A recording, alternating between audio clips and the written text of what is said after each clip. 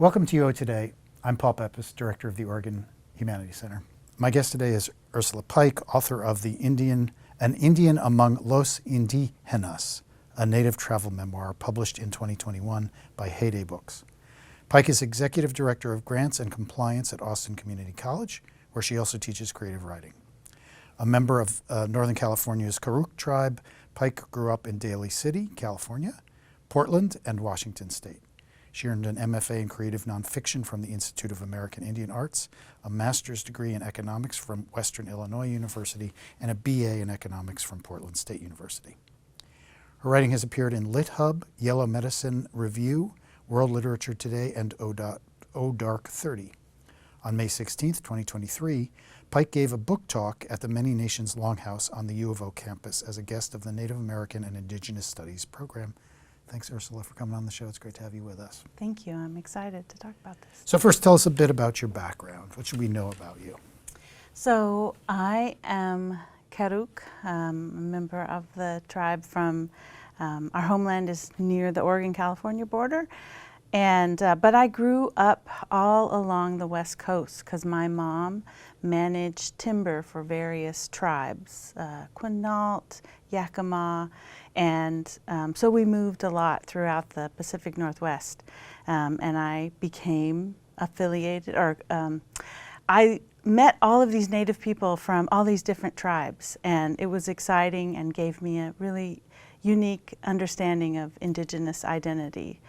But now I live in Austin, and I teach creative writing, and I work with the Native community there through Great Promise for American Indians. We hold a powwow every year. So you just mentioned that you had this experience of learning because of where you lived. That is to say, you didn't live on the border with the Karuk tribe. You had exposure to many Indians from many different tribes. So tell us how that particular experience has shaped your understanding of indigeneity in the United States. Well, I just saw so much diversity in indigenous cultures. I mean, I saw diversity within my own tribe. There was our family that lived in Daly City and East Bay, and then we would go visit the family up in Happy Camp and Wairika and meet our relatives who lived there, people who were fluent in the language, and we weren't fluent in Karuk, but even though my grandmother had grown up speaking it, she didn't have anybody in Daly City to speak it. So I knew that side of Indigenous experience. But then I met all these people from all over who had varying degrees of experience, connections with their tribes, and it just showed me this incredible diversity of urban and res Indians, and how people, there were definitely tensions sometimes between those different communities, asking who's Indian enough, who's authentically Indigenous, but it was a great experience for me to have. So what sparked your interest in becoming a writer? Well, I've always written as a way to just understand the world, specifically creative nonfiction, memoir writing. I have always gravitated to real stories. I remember being in high school and reading Mary Crodog's memoir, and just being really touched by seeing people's lives displayed honestly, and I wanted to do that too. I always just wrote about my life as it really was. So you earned your MFA at the Institute of American Indian Arts. So tell us what's important or special about that program. That's really an incredible program, and it changed me as a writer because the instructors there's primarily Native instructors, primarily Native students, and they really show us that you can write about anything as a Native instructor, as a Native author. As a Native author, you often feel compelled to, perform your culture or present it in a way that's easily digestible. But it's so complex, and so it was just great to see published poets and authors talking about how the pressure that they felt, but then pushing back against that pressure to portray their life as someone else might think it has to be portrayed. Mm-hmm. That's really interesting, and that brings me to talking about the memoir, your memoir. So your memoir chronicles your time in Bolivia as a Peace Corps volunteer. So before I start asking you any questions about it, would you mind reading us a passage? Yes, I would love to. So this is from chapter 2, and it's called Cochabamba. Bolivia was isolated by mountains and expanses of sparsely populated, rugged terrain. It was a landlocked country that lost access to the Pacific Ocean in 1904 after a war with Chile. In Bolivia, the Andes Mountains broke into 2 separate ranges and continued bumping along South America into Chile and Argentina. There were vistas of snow-capped mountains with tranquil llamas silently chewing in the foreground. But Bolivia also had mountains of jagged orange and slate jutting toward the sky. Centuries of wind and rain erosion had revealed layers of red and gray minerals. Roads were built around the treeless steep mountains because there was no going over them. In Potosi, the high-altitude, bone-chilling city whose silver deposits inspired the hot greed of Spaniards, the hard brown shape of Cerro Rico, literally Rich Mountain, could be seen from every narrow street and open plaza. Bolivia was also home to the world's largest salt flat, Salar de Uyuni, an expanse of horizon-skimming whiteness that stretched for mile after barren mile. An Aymara Indian story explained that the mountains surrounding the salt flat were once giants. One of the giants deserted his wife for another woman while his wife was breastfeeding their child. She cried, and the tears mixed with the milk and ran down her chest in white streams, covering the vast area between them. When it was dry, the sun reflected off the salty whiteness. Light-skinned tourists were burned to a shade of pink, not unlike the flamingos that flocked there to mate every November. During the rainy season, a thin layer of water accumulated on the surface and turned the salt flat into a giant mirror that reflected the sky and erased the horizon. Tourists were drawn to the remoteness, to the myth of Bolivia's savage purity. It let them prove they were travelers and not tourists. Tourists ordered frozen blue drinks from the hotel bar. Travelers, by contrast, rode buses without shocks for 50 cents while suppressing their explosive diarrhea, proving their hardiness. What about the grandmother seated next to the traveler? She'd been riding the same bus for 20 years. The bus was luxurious compared to the back of the truck she had ridden the previous 20 years. Would she see a difference between a traveler and a tourist, or would she simply see a gringo riding through her country as though it were a roller coaster? So such a wonderful passage and a wonderful way to get at your experiences. So first, what inspired you to become a Peace Corps volunteer? You know, I wanted to provide some service to the world. You know, as I said, my mother worked for the Bureau of Indian Affairs. Many of my aunties worked for Indian Health Service.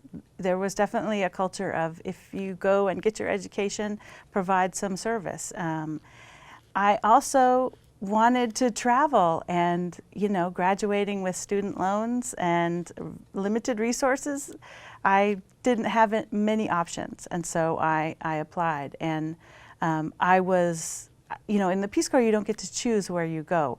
And I was elated when they invited me to Bolivia, because I knew that Bolivia was a largely indigenous country. And so I was really excited to go and do what I could, serve.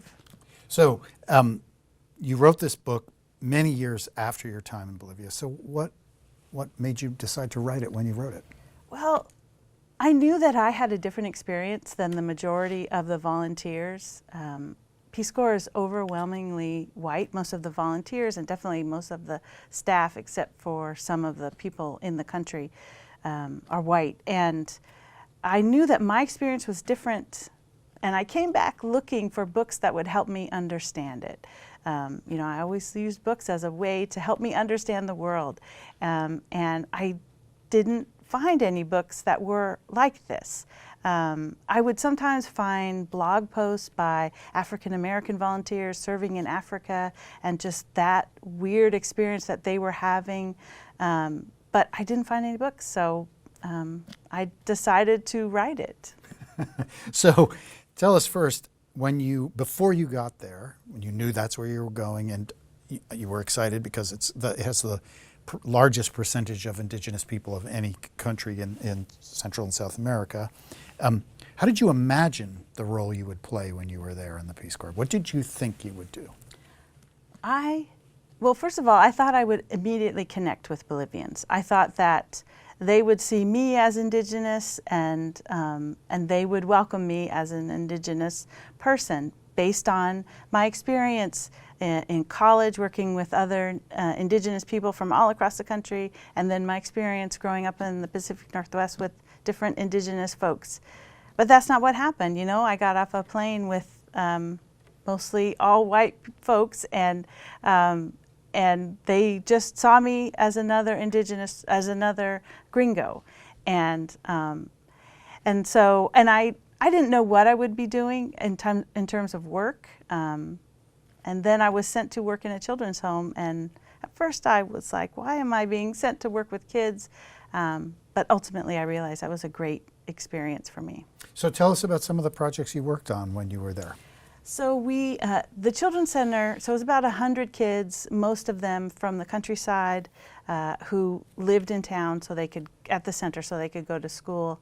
And they made their own bread. Twice a week they made their own bread. And so I worked with one of the teachers to make baked goods to sell at the market, and just tried to teach them about, I don't know, some basic bookkeeping about how you start a business, how you look at what's already out there, and then sell your product, and then what you do with the proceeds. And then also they had a charango workshop, which a charango is, in this town, it's a big deal. It's a little 10-stringed instrument, sort of like a ukulele, and they made them, and so that was another project that I was involved with, helping sell those, helping manufacture those.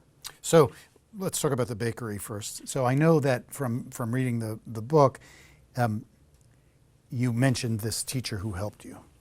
And you also made clear that you were teaching these young women about bookkeeping, et cetera. You have degrees in economics, but you needed to be taught in order to do this, and this woman who helped you. So tell us a little bit about the role that she played in this project for you, and also, in general, the role that these indigenous women played in your experience in Bolivia. Yeah, they were very helpful to me. You know, from the very first day that I showed up there, they welcomed me. And they were kind of teasing me, but I knew immediately that that was them accepting me and them connecting with me. And I was really grateful that I had this group of women to show me how to do some things, because really I couldn't do much of anything, from washing my clothes the right way to running any of these business projects that I was supposed to be running. So yes, my friend, or she became my friend because she helped me, you know, and she was a teacher at this children's home, but she also supported her whole family, her kids, her mother, her brothers, and she worked on the weekends, but she helped me out by coming to the center to help me figure out the recipes and help guide the kids. And it really, I was so impressed by what she was able to do for me, but I was also reminded that I was getting as much as I was giving. I was being helped as much as I was helping. So I know that the women that you worked with or you knew and you met, they had a particular impact on you. Can you tell us one or two of the lessons that you learned from them?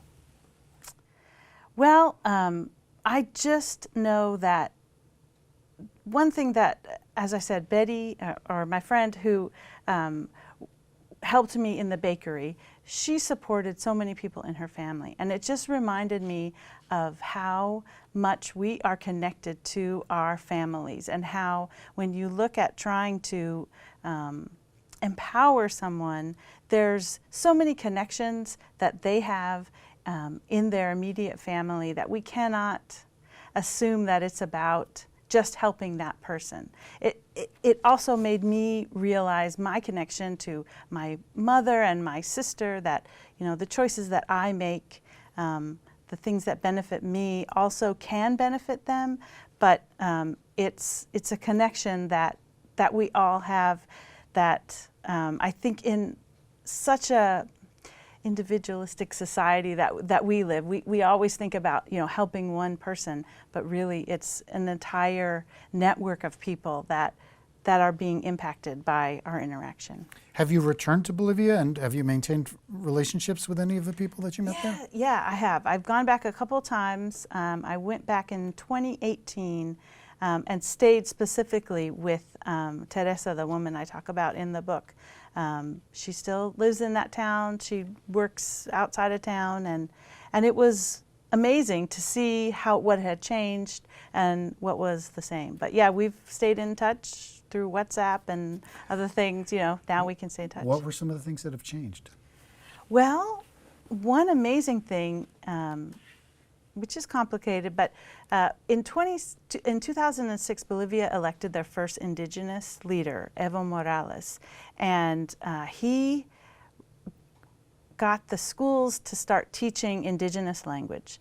And he is no longer president. There's a lot of Bolivians who have problems with him, but I saw definite advances in pride in indigeneity and willingness to recognize that part of Bolivia's heritage and talk about it. So even though, like I said, there are people who disagree with some things that he did, I saw those advances clearly.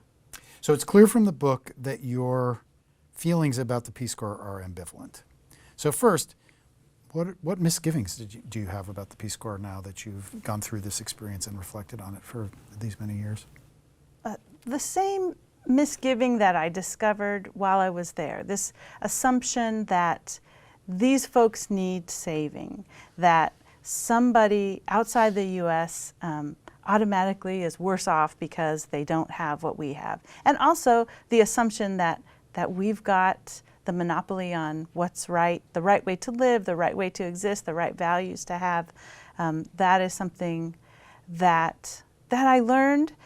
However, you know, I am frequently asked by Peace Corps recruiters to come and speak at their events, and I agree, but I say I'm going to be honest about my experience, and they are happy to have me even with my honesty, and because I think that there are volunteers or people who are thinking about joining the Peace Corps who have questions, who want to make sure that they're just not going and replicating some colonial idea of help and development. And so even though I have questions about it, I do think that if you go into it with your eyes open, then it can be a great experience. So you mentioned that you know some Peace Corps volunteers who are now against the Peace Corps. They've turned against it. But you just made clear that you will go talk.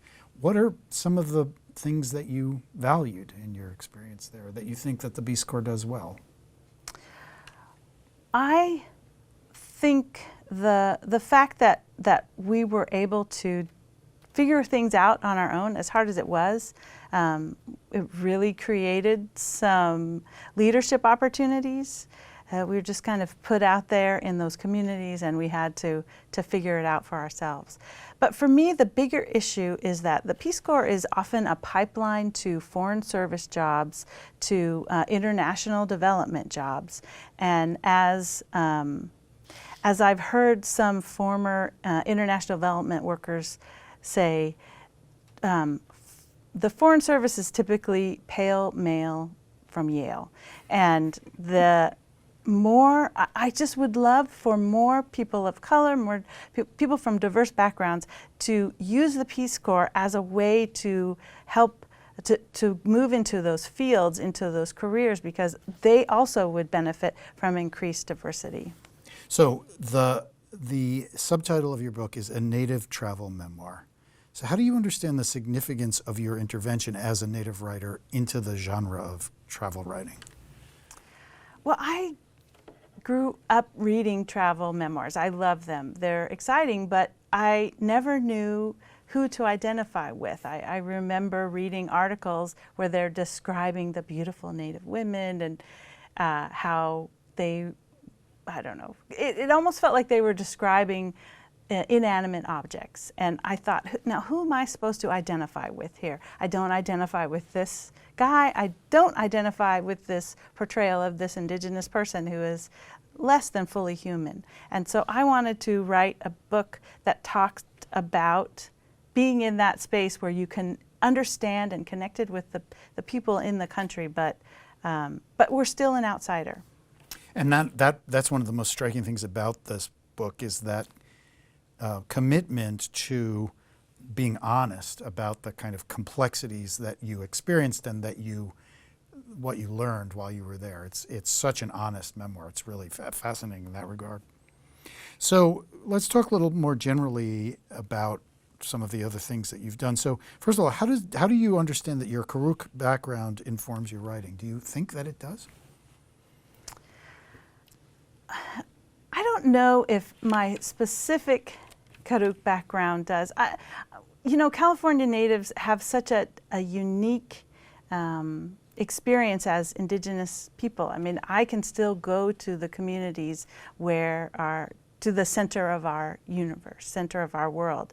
And we were not, many of our communities were moved out of their specific community, but that general area in Northern California is still accessible to us and becoming slowly more accessible each year. And so I understand a connection to the land in a way that I think is unique to especially California tribes, Oregon tribes, and Washington, people who are still near their land. And I think that informs my understanding of how other people are connected to their land. So maybe in that way. But I also think that my perception of Indigenous identity, the diversity of it, helps me understand my connection and also some of my lack of connection to Indigenous people outside of my tribe, outside of this country. Huh, that's really, really interesting. So, I mean, obviously writing is a way to bridge those kinds of gaps. So let's talk a little bit more about your role. So you're an administrator at Austin Community College, but you're also a teacher there, and you teach creative nonfiction. So tell us, how do you approach doing that? How do you do that? I really like to break it down and demystify the writing process. So many of my students have maybe written before, but most of them have never published before, or some of them are new to writing. And I really like to show them that it can be a process, that it's a craft, that there are steps that you can follow to get to a final polished draft, and to not think that it requires some inspiration that you have, some epiphany that you have to produce something good. You know, I tell them some of the best writers I know are the people who get up at 5 o'clock every morning and write for 2 hours, and that may be not great what they turn out in the first 2 hours, but they know that commitment to just working and writing and revising, that's how you get the best stuff. That's interesting. So are you working on any writing projects now that you'd like to tell us about? Yeah, after I was in Peace Corps and then came back, went to graduate school, I moved to Mississippi, and I did not realize there was a huge Native population in Mississippi as well.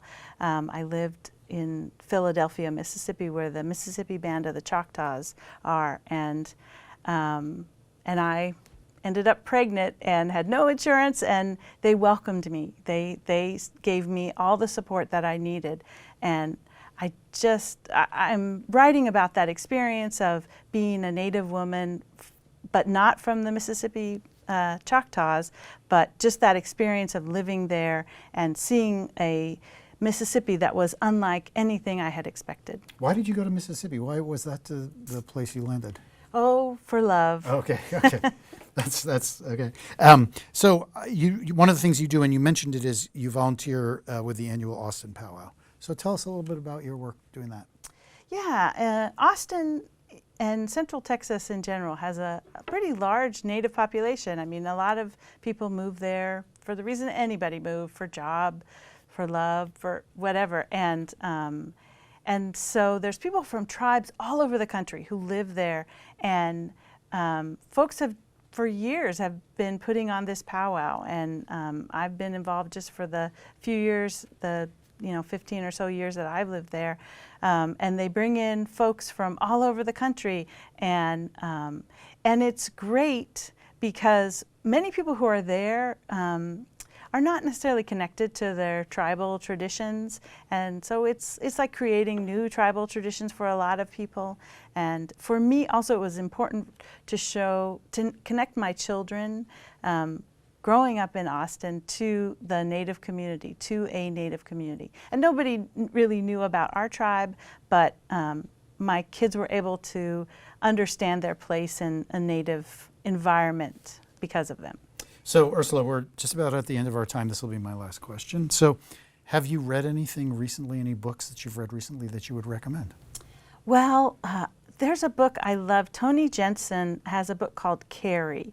And she's a Métis writer. She's an instructor at IAIA, and it is a series of essays about living in the South and the West, and exploring Native identity, violence, and gun culture. And I think it's really fascinating because she brings her Indigenous perspective to gun culture and to violence, and it's really beautiful, and I always recommend it to people. Well, thank you for that recommendation. Thank you for taking the time to speak with us today. It's been great talking to you and learning more about your book. Thank you. This is a wonderful opportunity. I've been speaking with Ursula Pike, author of An Indian Among Los Indígenas, a native travel memoir. On May 16th, 2023, she gave a book talk at the Many Nations Longhouse on the U of O campus as a guest of the Native American and Indigenous Studies program. Thanks so much for watching.